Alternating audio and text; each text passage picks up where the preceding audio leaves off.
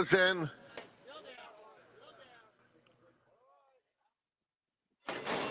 And they're off. Time to Party broke sharply inward and is going out to vie for the lead. Great King along the inside. Eastbound is in the mix early, as is Busy Channel, who now moves up to challenge Great King. So it's Great King and Busy Channel stride for stride. 2.5 more. Time to Party is racing a joint third. He's on the outside of Eastbound, who hugs the rail in fourth.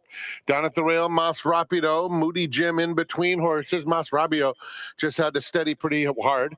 Then it's Mega Yacht outside of them, a very eventful opening quarter mile. And Fly the Sky trails. They move on to the backstretch, and it's an eager Great King showing the way. Has it a length to Busy Channel in second. 2 more. Eastbound. Time to Party is in fourth. Then Mega Yacht fifth, 5 lengths off the lead, followed by Mas Rapido, Moody Jim, and Fly the Sky. Less than a half mile to go, and it is Great King controlling the pace. Has it by a length over Busy Channel. Still 2 to Eastbound and Time to Party, third and fourth. Then Mega Yacht, Mas Rapido in the orange colors gets a nudge to make some headway. A length back to Moody Jim and Fly the Sky. Great King a neck to Busy Channel, who's been hounding the entire way. On the far outside, Mega Yacht continues to advance. He's coming on the extreme outside. Just inside of him is Time to Party. Behind that group is Eastbound. They're in the final furlong. Even on the outside of them, Moody Jim. 4 of them across the course coming for home. Mega Yacht, Time to Party, Moody Jim on the outside. It's Mega Yacht just in front, and Mega Yacht prevails. Moody Jim second. Tight photo for third between Busy Channel and Great King.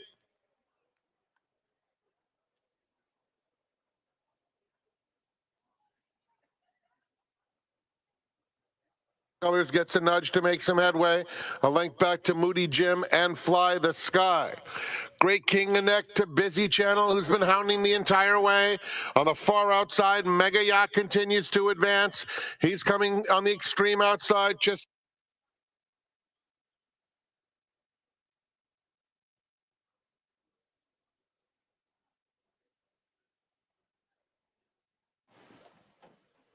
Abaddon to the outside.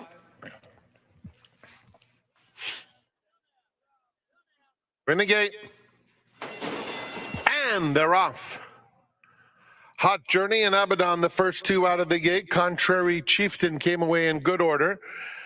Midnight Metal and Lord Wimborne down at the rail.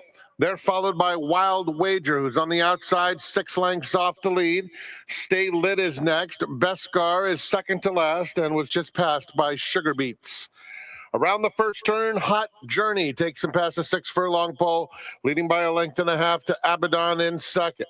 At the rail, Lord Wimborne is tucked in a close-up third, and outside of him, Midnight Metal goes to put pressure on the top pair. A gap of 3 back to Contrary Chieftain, who's joined by Sugar Beets and Stay Lit just inside of that pair. Wild Wager and Beskar is at the back, more than a dozen off the lead. Hot Journey passes the half-mile pole. Early bid from an eager Lord Wimborne. And Lord Wimborne puts even more pressure on Hot Journey with Abaddon in between those two. Then it's a gap of 4 back to Midnight Metal. Sugar Beets continues to advance. Sugar Beets is within 6 lengths of that battle up top. Contrary Chieftain is just behind this group. Then comes Stay Lit, Beskar, 3 in front of Wild Wager. A quarter of a mile to go. Hot Journey trying to fend them off. Between horses, Abaddon and Lord Wimborne on the outside of them, third. 4 lengths back, Contrary Chieftain is down at the rail, starting to make some headway, and he's going to split rivals. Flattening out was Sugar Beets. They're passing the 16th pole, and here is Contrary Chieftain coming after Abaddon. Abaddon is in front, though, and Abaddon digging in. Abaddon, tough in victory. Wins it by 2. Contrary Chieftain second. Photo Hot Journey and a wandering Lord Wimborne for the show dough.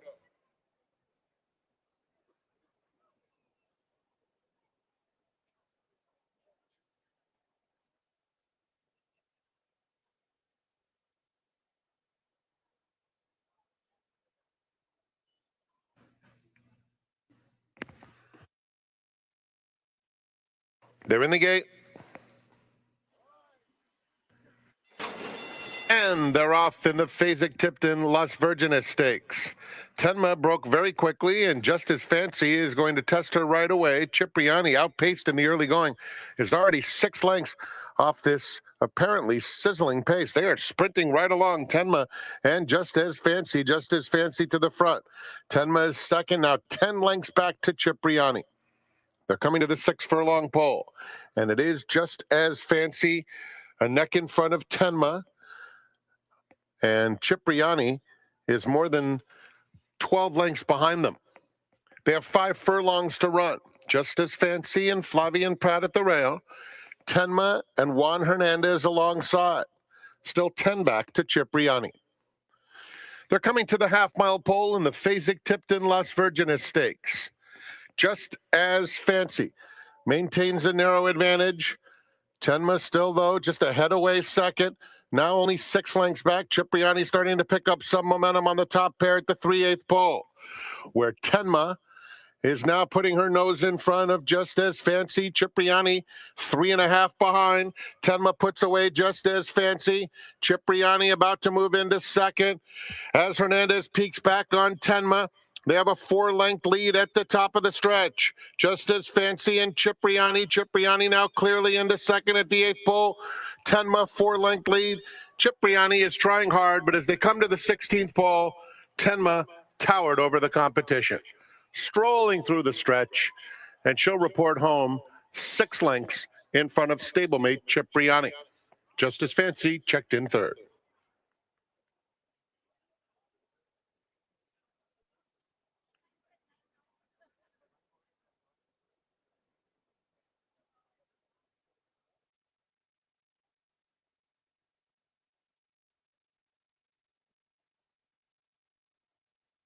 Strange Addiction to the outside.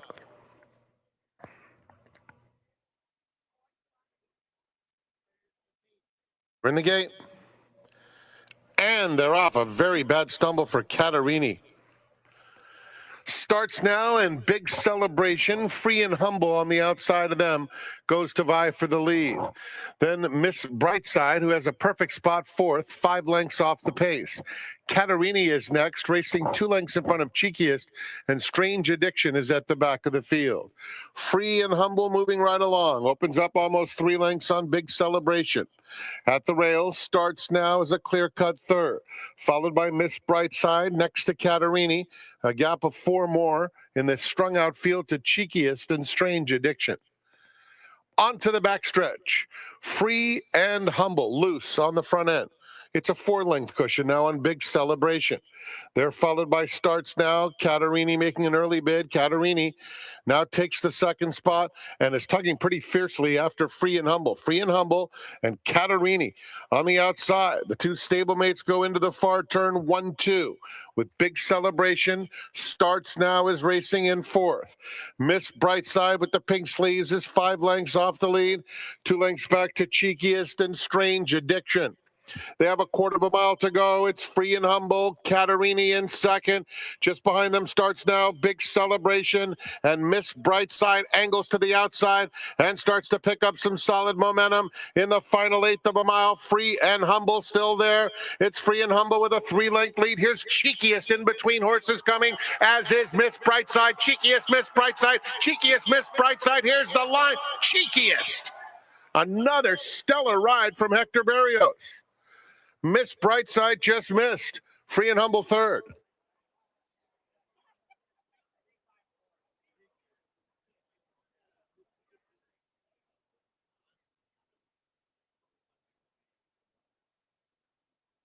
Seven to 2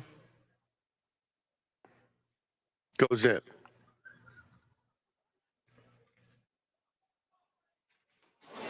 And they're off. Gordy's Boy bounces out very alertly. Fantastic Dream is hustled along, and Warren's World has more natural speed than either of them.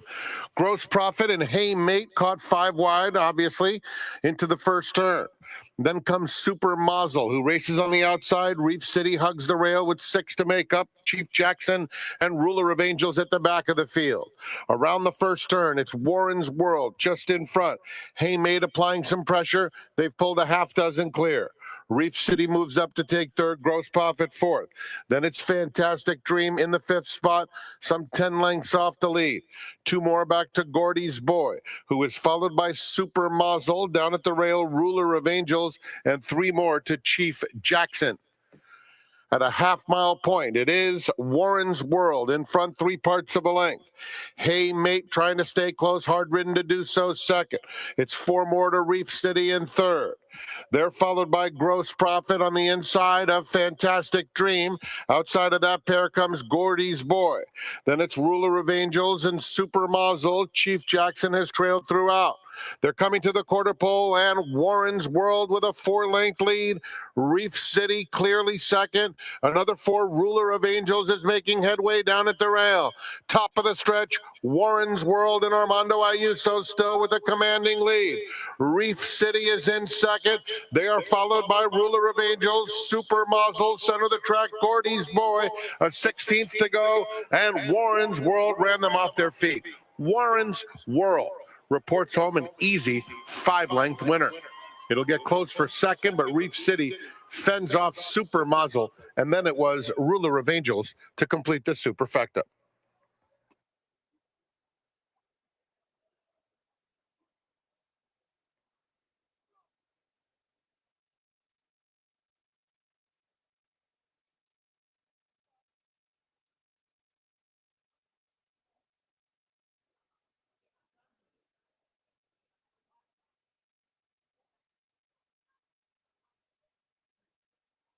We're in the gate, and they're off. Cajun Gold, Tamino broke well. On the inside, here's Broski now coming after them, taking that 4th spot, in fact, backing off a little bit, as Friendly Confines now moves to claim 3rd. Then comes Coco-san, followed by Smiling Tizzy, and 4 more to Cano for the win. Down the backstretch, and it's Cajun Gold leading the way, getting mild pressure from Friendly Confines. And in between those two, Tamino backs off them wisely in 3rd and has 2 lengths to make up. Then it's Broski on the inside of Coco-san, 5 off the pace, another 2 to Smiling Tizzy, and Cano for the win. Rounding the turn, Friendly Confines takes the lead, puts a half length on Cajun Gold in second. Then comes Tamino, who starts to rev up 3 deep in third. Another 2 back to Broski, Coco-san Blue Cap, the gray is Smiling Tizzy, and Cano for the win. They're at the top of the lane, and Friendly Confines still has a 2-length lead. Tamino bearing down on him in second. Just behind them, Broski is looking to get out in a tiny bit of traffic on the inside of Coco-san. 16th pole, Friendly Confines just keeps on going, and it's Friendly Confines all the way. Tamino had every chance. Broski 3rd, Coco-san 4th.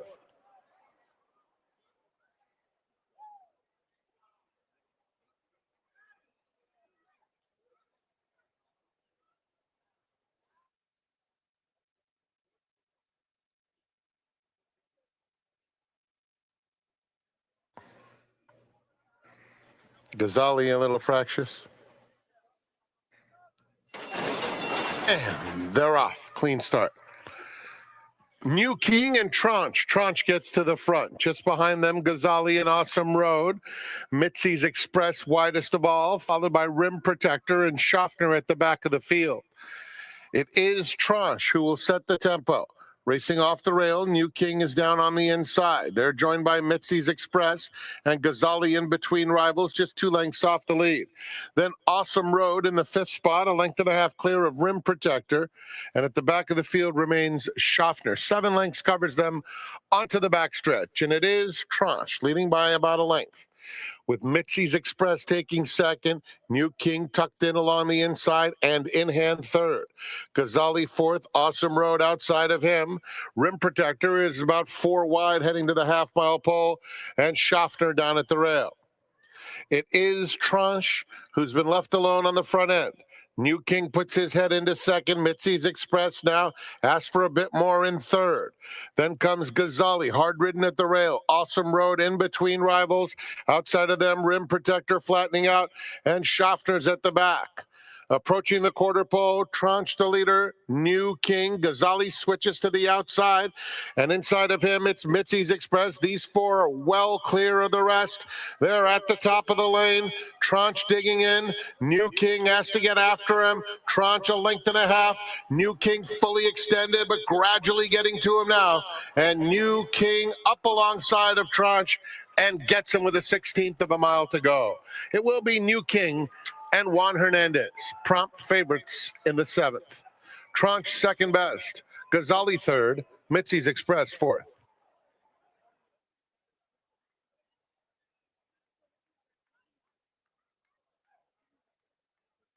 Don Julio is the official tequila partner of Santa Anita Park. Try the all-new Santa Anita Classic Margarita made with Don Julio Blanco. Pour a more. Drink responsibly. And Fearless Soldier. Movement from Cathal in the gate. And they're off. Red Cross Knight sprints out of the gate. Man Among Men has good speed too. And in between them, Sarwar. So those three almost across the course. Followed by Escape Artist in fourth. Down at the rail, it's Irish Prophet. Followed by Fearless Soldier, 4 lengths off the lead. Cathal gets over to the rail and is unhurried. Same can be said for C. Singer. And Living Life is at the back, some 15 lengths off Red Cross Knight, who goes into the first turn. Man Among Men in between horses, and Fearless Soldier now moves up to claim second. At the rail, Sarwar is close up. He's in hand too. They're followed by Escape Artist racing in fifth, 6 lengths off the lead. 2 more back to Irish Prophet. Then it's another gap to Cathal, Living Life, and C. Singer. Down the backstretch, Red Cross Knight and Asa Espinoza carving out the fractions a length and a half. Fearless Soldier second, Sarwar in the orange still by himself in third, less than a half mile to go. Man Among Men has 5 lengths to make up. Then it's Escape Artist down on the inside, followed by Living Life, who's 6 off the lead, trying to make a move now. Another couple back to Irish Prophet as they round the far turn. And it is still Red Cross Knight, Fearless Soldier right up alongside in second. Living Life sustains that bid with the yellow cap in third. Cathal is swinging to the far outside for the drive. Irish Prophet is next. They're in the final furlong. Can Cathal get out of there? He's now toward the inside, bottled up in the final 16th of a mile as C. Singer comes out of the pack. Here's C. Singer coming at Sarwar. Sarwar, C. Singer. C. Singer on the outside. Got up. Sarwar was second. Cathal got out of traffic late to finish third. And fourth looked like Red Cross Knight.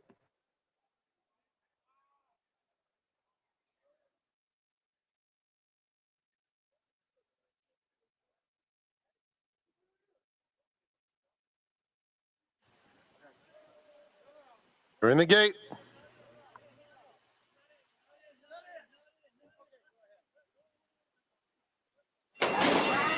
And they're off.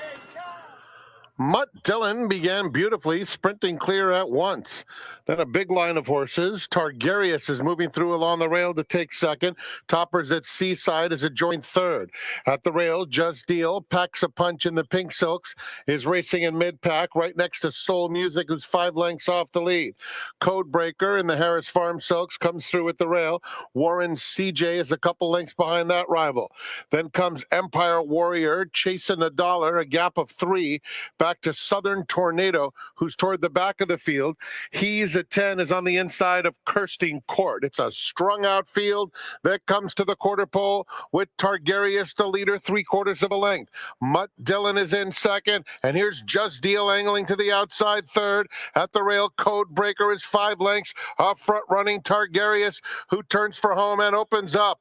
It is Targarius. Codebreaker on the inside finishing with interest, as is Just Deal. Just Deal cutting into the margin of of Targaryen. Targaryen holding a half length. Just Deal trying to mow him down. Just Deal lugging in a touch, but he gets him. And it's Just Deal giving Juan Hernandez and Bob Baffert triples on the day. Targaryen was second, Codebreaker third, and Chasing a Dollar finished with Good Energy fourth.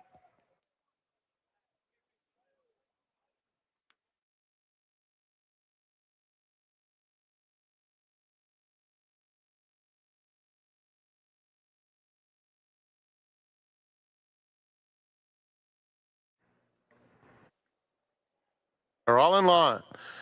And they're off. It's a quick start for Piper's Causeway. Far outside, Where's the Loot has the early lead. Idaho Once broke beautifully and is coming after the top pair. Havoc is not far behind, racing in the fourth spot, 4 lengths off the lead. Then a 3-wide Rodrigo Knows, who races right next to Chrome Flash. That pair is followed by Blackbeard's Ghost in the pink blinkers, a length clear of DDS Express. Then it's a gap of 4 to the 2 trailers, Ghostly Act and Refocus. They're heading toward the quarter pole, and Where's the Loot has a 2.5 length lead, chased by Piper's Causeway in second. On the outside of them, here's Chrome Flash making a decent bid. After that group, Idaho Once is down on the inside, and then Havoc has a clear shot, and the Red Sea is open for him if good enough as they come toward the 8th pole. Chrome Flash continues to make solid headways on the outside of Piper's Causeway. Havoc is one from the rail. They're in the final furlong, several chances still. Piper's Causeway clinging to a narrow lead, and here comes Ghostly Act. Ghostly Act flying faster than all of them, and Ghostly Act runs them all down. Kyle Frey timed that to perfection. There were 4 of them vying for the rest, including Havoc, Chrome Flash, Piper's Causeway, and Refocus. Chris Farms and Filkins.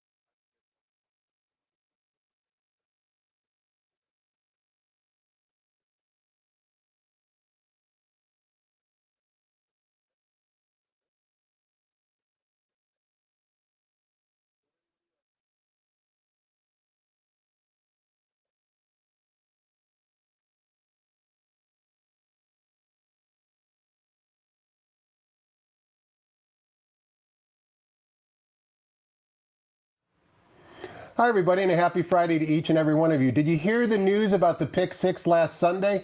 There was one winning ticket. That's not that unusual, but did you know what happened? There was a $78,000 pad, and the one winning ticket was bought in an Oklahoma City OTB for $288. Shrewd handicapping, and congratulations to that lucky and skilled handicapper. So we start fresh in the Pick 6 pool today. And a person who knows a lot about hitting Pick 6s on $288 tickets is my seminar guest today. His name is Tyler Frausto. He's the Director of Client Services for First. Tyler, happy Friday. Welcome to the seminar. Thank you for having me, TQ. It's great to have you. Let's talk about your $288 Pick 6. Now, your Pick 6 ticket was actually on the Saturday before, the Robert B. Lewis Day, where we had a carryover. So you decided, you put it on Twitter, you decided to take a run at the Pick 6 and invest $288. So let's show that ticket. And those of you watching will remember the sequence. I actually have the charts for this sequence, and Tyler hit it for $4,936. As we can see on your ticket right now, Tyler, you used 6, 7, 11 in the first leg. In the very first leg, number 11 was Vengaza from the Richard Mandela Barn. Umberto Rispoli closed from the clouds. You got up and you were live after leg number 1. In leg number 2, you used 1, 3, 4, 6. You spread. The winner was Rashimi, who paid $580 from the Jonathan Thomas Barn. So far, not that difficult. 2 for 2 in the pick 6. Here was where your single was, and a single for a lot of players, Tyler. In leg 3, Pilot Commander was the heavy favorite for trainer Bob Baffert, 240. So you're 3 for 3 so far. In leg number 4, you used just 2 horses. Number 7, El Patente, and number 9, Seal Team. They actually ran 1-2. El Patente stopped the clock in 132 and change. At this point, let's face it, your heart had to be pumping a little bit. You knew you were 4 for 4. You knew you didn't have a lot, you didn't have a lot of long-priced winners, but it's still good to be alive in the pick 6 after 4 legs. I think I didn't have the favorites in the last leg, so I was a little on edge a little bit, but at the end of the day, it was a ticket just to have some fun and get some action in. I was traveling back from Florida to California, so I figured why not have something to cheer on? Well, you did have some action, but you needed some help from the stewards in the next leg, because that's the leg where Roman Gratis basically went wire to wire for Edwin Maldonado. But unfortunately for him, but good news for you, is that Roman Gratis got disqualified. That means Berlin Wall, number 4, got put up in the next to last leg, paying $460. And in the nightcap, as you mentioned, although you might have thought Call Sign 7, who was number 11, from a betting standpoint, might have been a favorite, he actually paid $10.60. There's your winning pick 6 ticket, Tyler, $4,936. Congratulations. And not just handicapping, but as we just saw on the graphic, it's how you structure the ticket as well. Yes, I mean, I'm really bad at singling, I'm not going to lie. There's a lot of times where I'm resistant to singling, but that time I did make the right move, and I singled the right horse, obviously. Usually I single the wrong one, and that leads to a bigger issue. But if you didn't single Pilot Commander and used another horse, suddenly that doubles your ticket, and now you're looking at $576, probably outside of most people's budget, including yours. Right. It's really vital in that sense when ticket structuring and just how much you use your bankroll to really have that one single, because then you could cover elsewhere. If I didn't have that single, I might not have covered the 11 in the first race, or the last race. But because I did, I was able to kind of take a bigger shot in other races. You mentioned you were traveling. Were you actually on the plane watching the 6 race sequence? Like, where were you during the running of those 6 races?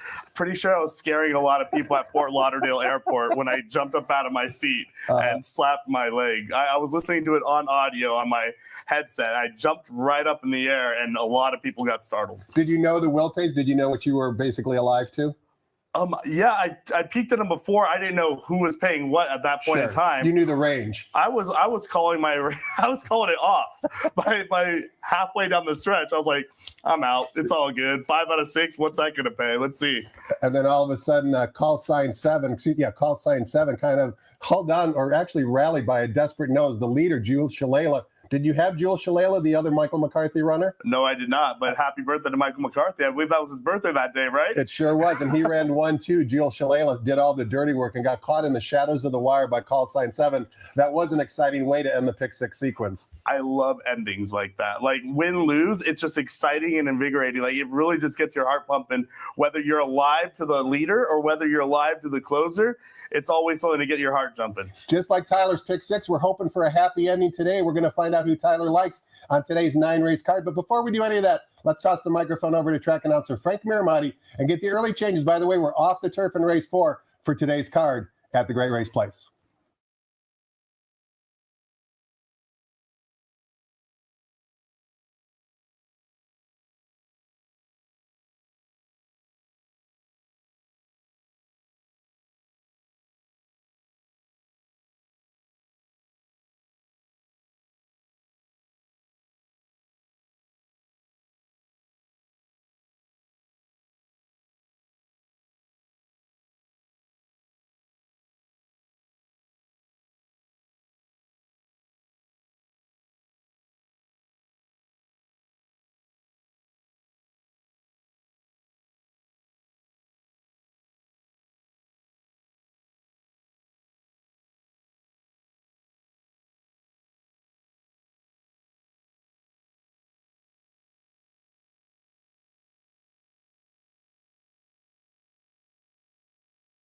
Good morning, ladies and gentlemen, and welcome to Santa Anita Park, the Great Race Place. Please note that the track is going to start off as good. The track is listed as good. There was one turf race scheduled. The fourth is now off the turf to be run over the good main track. Here are the early changes. In the first, no scratches or jockey changes. First race starts the early pick 5. The pick 4 begins with race 2, scratch number 2, Zen Zone. In the third, program scratch at number 5, Tis Happy. By the way, as you saw there, the second race, number 3, Bo's Buddy, is 5 pounds over. Number 3, Bo's Buddy in the second, 5 over, as noted. No show wagering in the third. The fourth race off the turf to be run on the good main track. Scratch 1, Lively Idaho. Scratch 3, AP's Lucky Charm. And scratch 5, Practical Dazzle. The fourth race kicks off the pick 6. In the fifth, scratch number 1, Klimt AP. Scratch number 2, Remember That Night. 1 and 2 out of the fifth. Race 6, scratch number 4, Teddy's Triumph. In the seventh, started the $3 late pick 3. Just the blinker note. Eighth race, first leg of the $5 late double, scratch 3 wound up.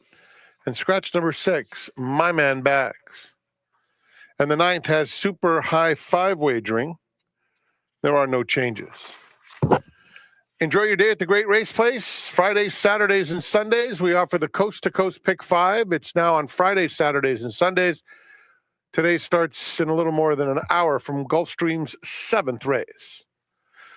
Time to go back to Quigley's Corner. Tom's special guest today is Tyler Frausto.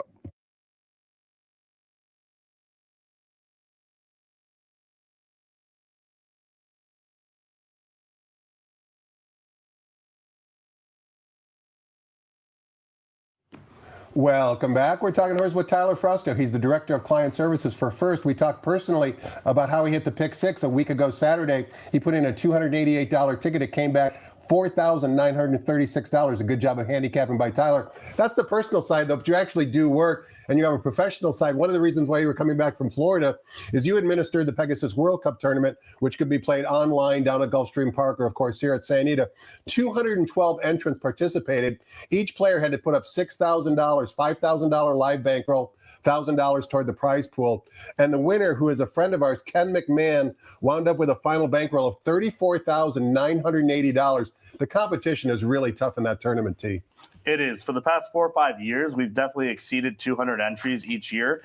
We have a good turnout. We have a lot of feeders that feed into it, which is primarily the reason why it's so nice. We have feeders on horse tourneys for most of our big contests and also on express bet as well. Horse tourneys is especially vital for those states that are restricted to ADWs, so people could still compete at a lower level and get into the big leagues. So like as an example, Tyler, for that 6,000 Pegasus World Cup tournament, if you went to horsetourneys.com and played one of their online contests, you could qualify for $384. You just play on that tournament site. If you finish in the top 2 or 3, depending upon the participation level that day, you automatically get a bid into the $6,000 tournament. It's a great way to go for those who can't afford the $6,000. Correct. And you said the qualifying level, which is like 300 in range, but there's also the feeder level into the qualifier, which is also a $50 range. So essentially, I also look at it away from the tournament realm and more as just the gambler realm.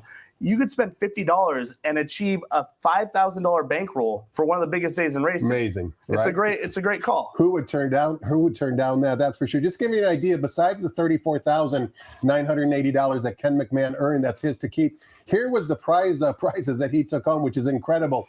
He earned a Pegasus World Cup betting challenge seat, which is worth $6,000 for next year. A BCBC seat, Breeders' Cup betting challenge seat, that's worth $10,000. A National Handicapping Championship seat for the year of his choice. An Ultimate Betting Challenge seat, which is worth another $6,000. And if that wasn't enough, besides his bankroll and all those other prizes I just described to you, he took home $75,000 in cash. I mean, that's an amazing payday for just one day of handicapping. It really is great. And I mean, we do supplement the pool a little bit from our company. We put in $25,000. For Pegasus World Cup Day? Yes. So it was really good. We fortified a little bit more to make it very player friendly and keep them on edge. And if that wasn't enough tournament action, last Saturday we actually had a a National Handicapping Championship Super Qualifier that you could play either here at San Diego or online. There were 88 entrants, and the winner, believe it or not, was Barbara Small from ExpressBet. I've seen her name before. She wound up with $2,127.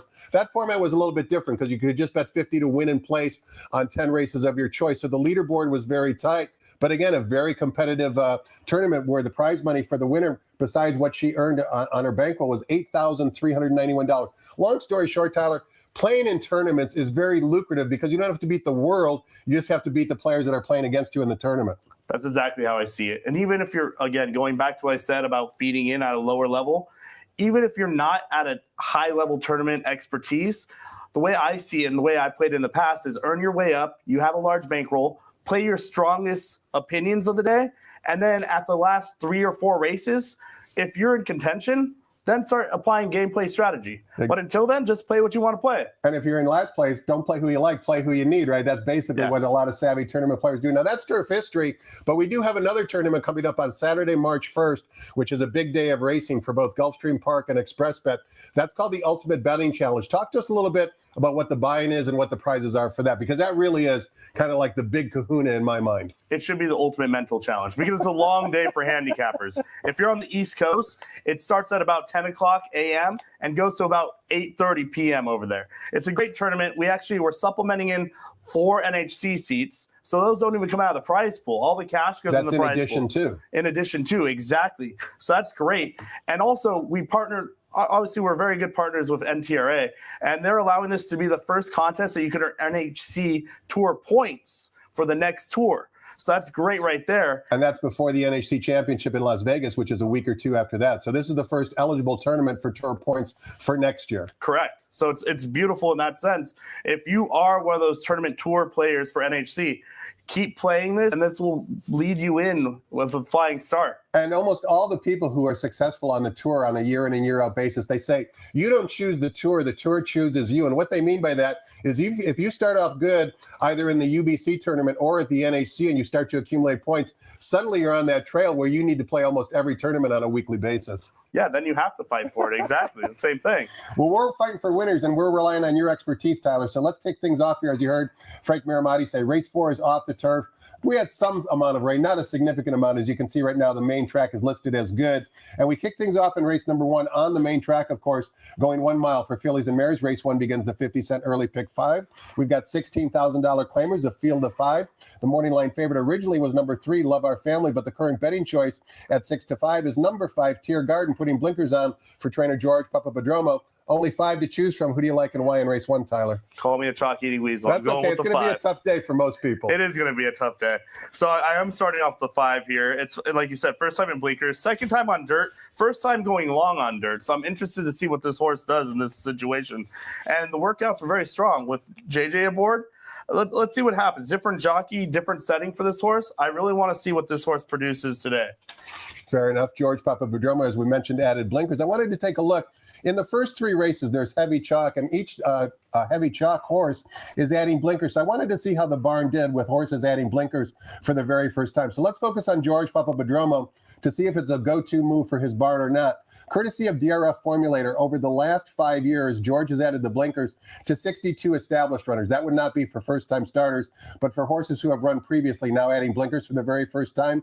Out of those 62 starts over the last 5 years, he's won with exactly 3. 3 out of 62 at a 5% clip. That's not necessarily a big win move for him, but the last time he did it was on opening day here with a horse you'll remember called Noble Reflection.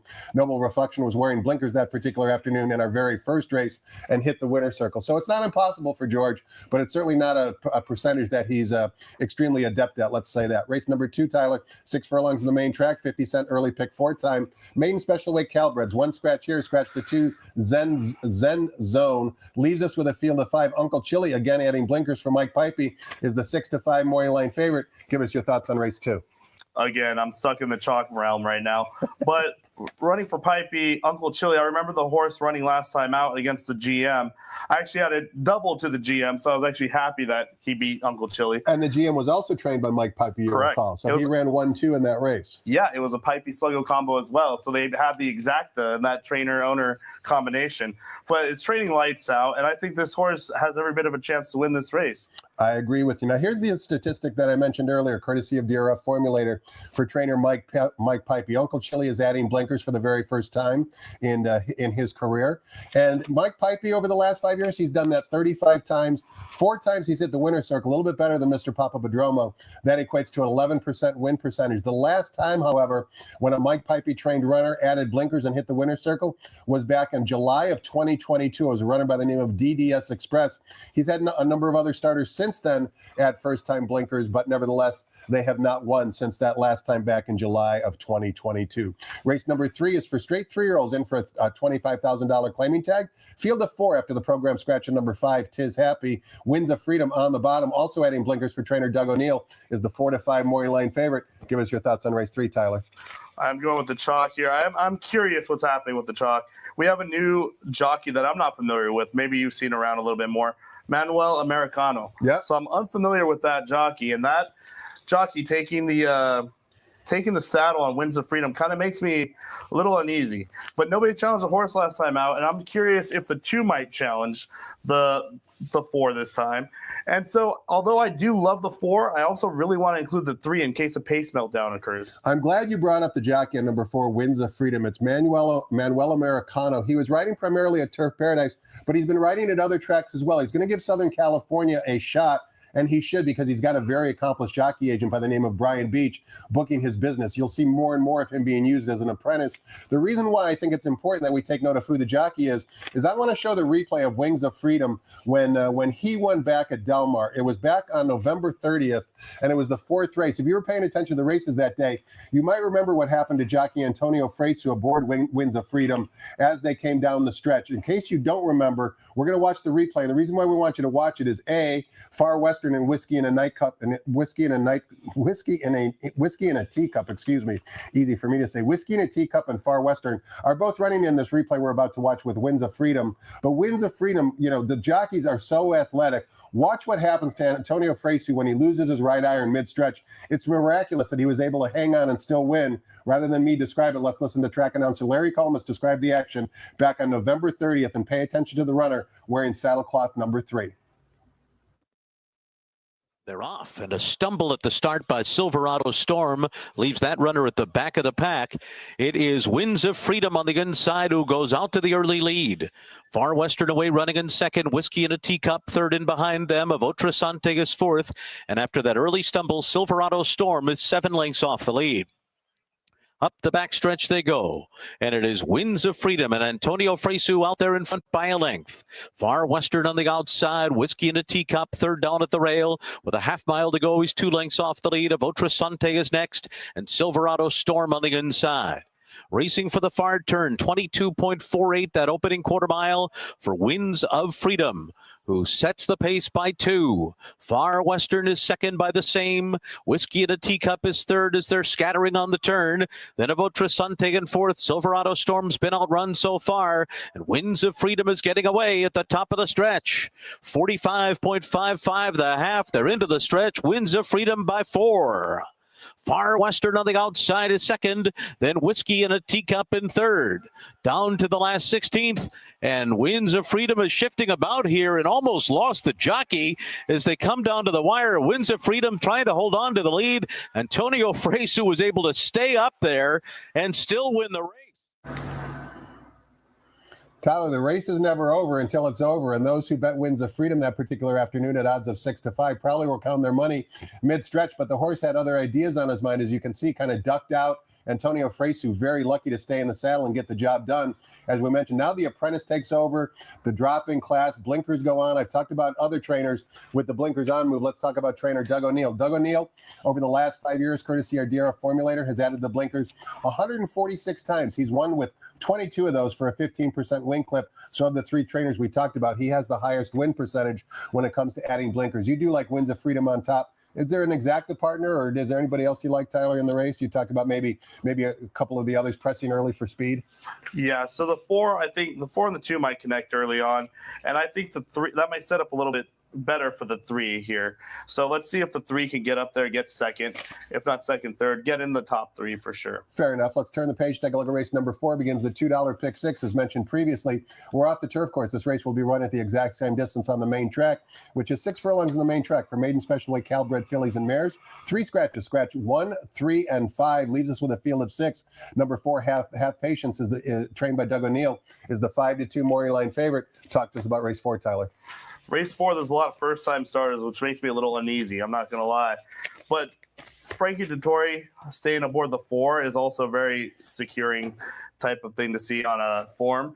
The horse was really game last time off. Second time off a layoff, could improve without a doubt. So I'm definitely going to keep the 4 on top. And the 2, 12-1, which I'm sure adjusted odds are going to be much less than 12-1. So the Leonard Powell barn and Hector Barrios, I think, has a shot. Its first debut, just not ideal trip at all, coming from the Mark Glatt barn into Leonard Powell's.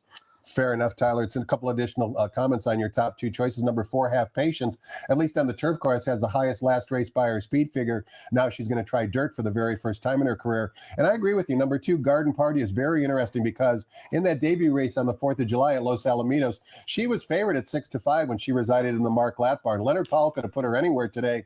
He decides to protect her by running her in a maiden special weight race. She's sired by Clubhouse Ride. They get Hector Barrios to ride. 12-1, like you said, is probably not going to be realistic come post time. But if there is an upsetter, I do think number 2, Garden Party, is very interesting, simply because of the placement by a very competent trainer, Leonard Powell.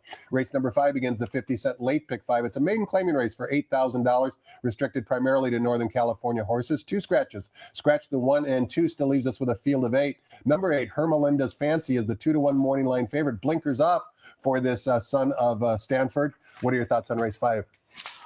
Much like the unfamiliar jockey, there's an unfamiliar trainer to me. Francisco Rodriguez here, coming from up north, I believe. This horse was also previously trained by Ruby Thomas and Jonathan Wong, more familiar names. Blinkers off, if you look back to like the second and third start, horse performed decently well with blinkers off, it looks like. So dropped from a special weight to a 50 claimer to now an 8K. I think the horse definitely has a little bit of class relief there. And then the horse 6 here, Ken Grigio. This horse has the great combo from up north, Steve Sherman and Billy the Kid. So hopefully they have a nice combination down here.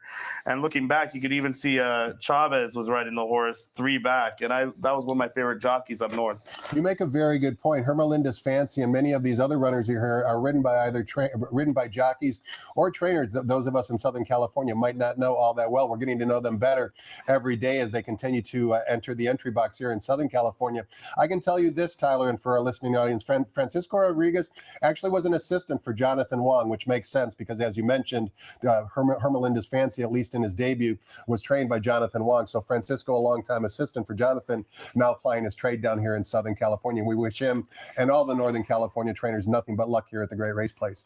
Race number 6 begins the 50-cent late pick 4, sprinting 5.5 furlongs. $8,000 is the claiming tag. 1 scratch. Scratch the 4. Teddy's Triumph leaves us with a field of 7. Moby Town down on the rail is the 2-1 morning line favorite. Beaten, or actually I should say successful win last time out at odds on, has turned into a different horse in 2024. You expect him to continue that pattern in 2025? I'm sure hoping so, because I'm still riding that chalk train right now. So yes, the horse be on the inside and early speed, and the horse just runs, go. For a short race like this, I think that's very essential. So obviously I'm going to jump on that train again. Steve Knapp and Tiago Pereira, who's great combination.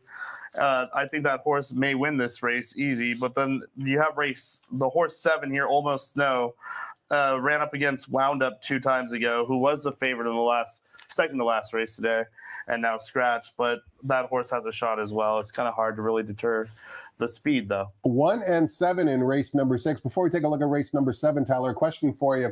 We talked about the National Handicapping Championship, which is basically the weekend of March 14th at the Horseshoe Hotel and Casino in Las Vegas, Nevada. You've been there many years representing First as the Director of Client Services.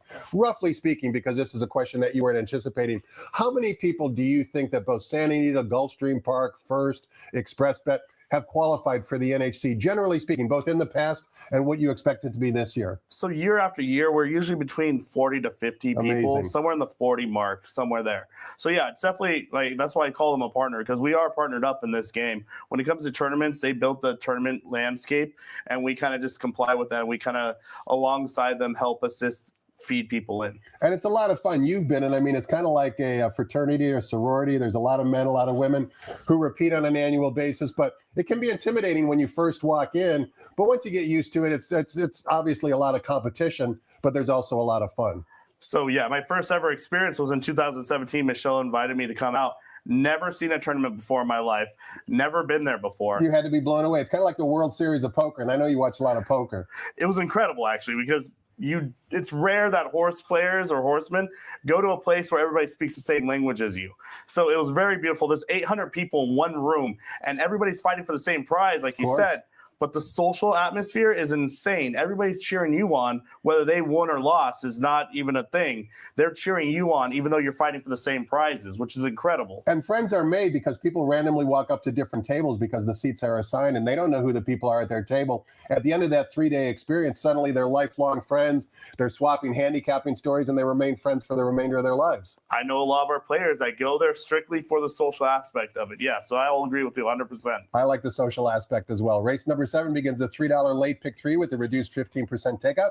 And we kick off that wager sprinting 5.5 furlongs in the main track. For restricted, it's a starter allowance race, restricted to 3-year-olds that are primarily run up in Northern California. We've got a field of 7. Take note, number 4 is a filly running against the boys. The favorite drawn right inside of her, number 3, Swift Stefan from the Blaine Wright barn. 5-2 on the morning line. I've always liked Blaine Wright as a trainer.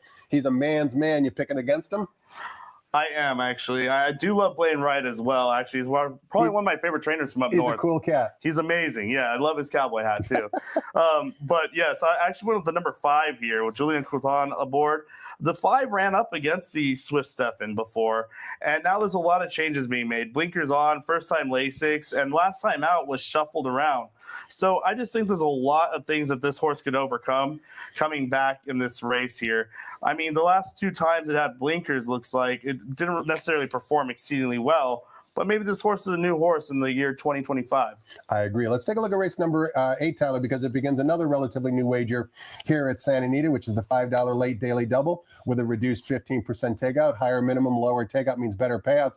And we kick off that wager in race 8 for starter optional claiming types. There are 2 scratches. Scratch the original morning line favorite, number 3, Wound Up, as well as number 6, My Man Bags. That's likely to mean that number 7, Cajun Brother, is going to be the revised morning line favorite. Take note, the jockey on number 9, Chasing Money, is the first-time starter in the jockey ranks. It's a former, or I should say, a current exercise rider for trainer Mark Ladd. He's giving him a chance in the afternoon, so certainly good luck to him. Before we get your thoughts on the race, Tyler, I wanted to watch the replay of the Cajun Brother exits. Cajun Brother's going to finish second to the horse that wound up scratching here, the horse ironically named Wound Up. He's going to break from post position, or I should say, going to be wearing saddlecloth number 11. He's going to run second all the way around the track to Wound Up. He was the beaten favorite this particular day, and the replay we're about to watch is the 1-2 favorite. So back on January 16th, let's listen to Frank Miramati describe the action and watch number 7, Cajun Brother, in this particular replay, break from post position number 11. And they're off. Wound Up and Cajun Brother, the first 2 out of the gate. We're going to have a good time, comes through along the inside, and Erebus in between rivals up to claim 3rd. They're followed by Brazen Sun. Good Vibes Only is 5 or 6 lengths off the lead. Then No Doro racing on the outside of Squalatoro, and Major Tom pushed along. Then it's a distance to the trailer, Satanta, strung out behind Wound Up, who takes him into the far turn with a 2.5 length lead. Heavily favored Cajun Brother trying to close the gap in second. These 2 have pulled well clear midway on the far turn. We Gonna Have a Good Time has lost a little bit of ground at the rail. Erebus in between horses, and outside of them comes Good Vibes Only into 3rd. They're at the top of the stretch, and Wound Up still full of run. Wound Up with a 5-length lead. Cajun Brother not quite doing enough in second. They're followed at the rail by We Gonna Have a Good Time, a 16th to go, and Wound Up by 6 is long gone. Wound Up makes short work of the competition, cruises home under Kyle Frey. Cajun Brother was second. We Gonna Have a Good Time. Tyler, wound up, stopped the clock at 110-1, earning a career best Beyer speed figure of 92. I don't think there's going to be any 92 Beyer speed figure runners in today's 8th race. That's exactly who Cajun Brother ran against last time and still ran an 83 Beyer speed figure, which is basically how fast he runs. He likes to win races. He's 10 for 33 lifetime. He was well clear of the third place horse in that replay we just watched. Kind of seems like all systems go today for Cajun Brother. He is very consistent. That's what I like most about him. Liked wound up in the last race, obviously, but I mean, now with that horse scratching, I think this sets up perfectly for Cajun Brother. He ran a great race last time and can do better here against easier competition, maybe. 7 and 8 in race number 8. Let's take a look at the nightcap. Race number 9, of course, offers $1 super high five wagering. We're sprinting 6.5 furlongs in the main track for maiden optional claiming 3-year-old fillies. We've got a field of 9. Number 7, No Bad Beats, who has a lot of speed but not a lot of stick, is the 2-1 morning line favorite for trainer Doug O'Neill and jockey Juan Hernandez. You going to chalk it out here too, T? Let's chalk it out. No bad beats. I have plenty of them, but hopefully not today. Going back, I know others who have more bad beats than you. I'm sure. But going back to dirt, first time this year, I think would actually be in the favor of no bad beats. So I'm hoping that going back to dirt after coming back off a short layoff will be very beneficial for this horse, along with the strong workouts behind it. Tyler, I wanted to leave a few extra minutes to talk about the $1 Coast to Coast Pick 5. Let's put up the graphic for today's Coast to Coast Pick 5. One addition that those of you watching might not know is that now on a every week basis, the Coast to Coast is going to be offered every Friday, Saturday, and Sunday. So, of course, we have one today. It's $1 minimum, low 15% takeout. You can see there are going to be 2 races from San Anita, 3 from Gulfstream Park, and things kick off in the $1 Coast to Coast Pick 5 with Gulfstream Park's race 7, which has a post time of 12:42 p.m. Pacific time.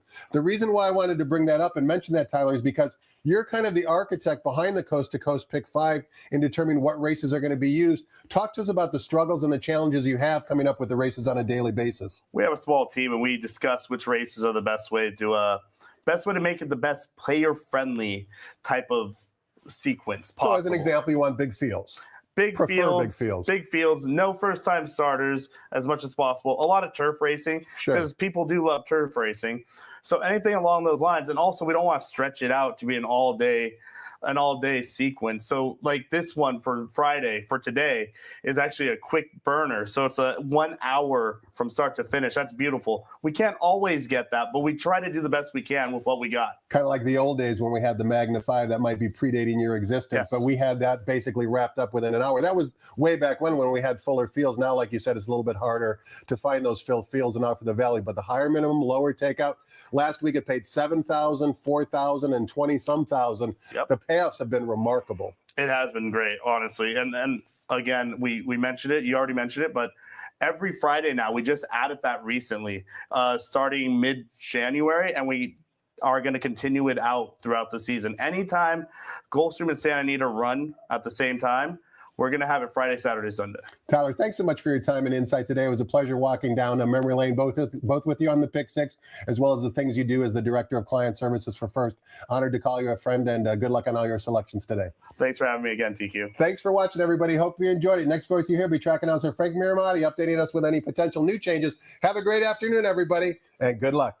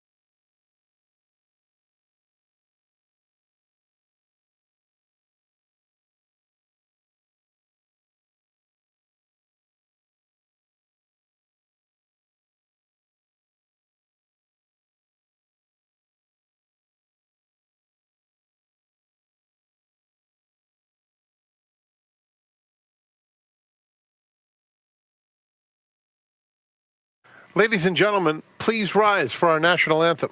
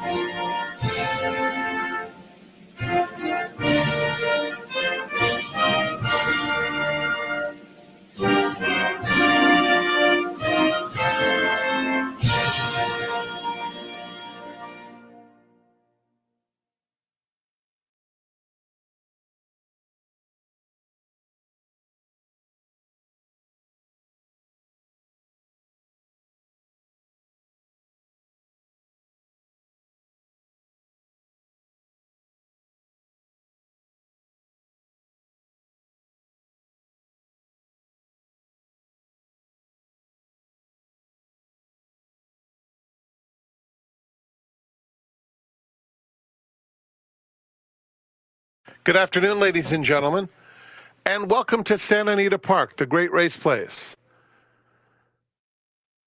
Track conditions are brought to you by John Deere.